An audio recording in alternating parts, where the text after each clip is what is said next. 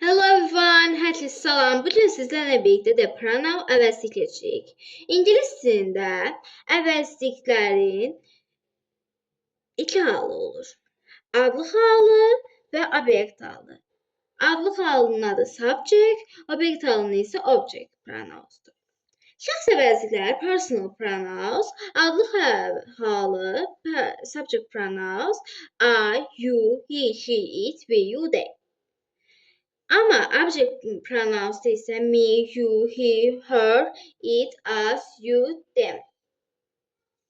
Adlı halında olan şəxs əvəzlikləri who, yəni it bərabərdir what sual verir.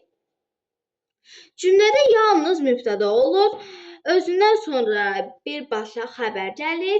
Cümlədə əvvəlində işlənir. Ama object pronouns'da yani obyekt halında whom, it, what sualına cevap verir. Cümlede tamamlı o söz önündə və feildə sonra işlənir. Cümlənin ortasında və sonunda gəlir. Diqqət! You və it əvəzi adlıq və obyekt halında eynidir. Diqqət! Mübtəda şəxs əvəzliyi ilə fərq olunmursa, onda mübtədanı aşağıdakı şəklə çeviririk.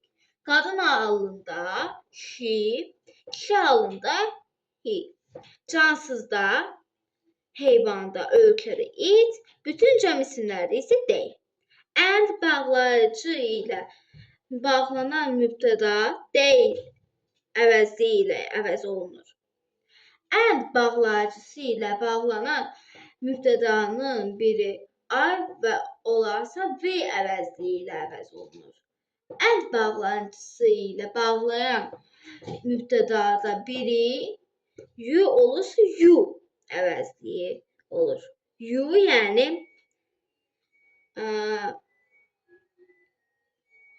sən və siz mənasındadır. Goodbye.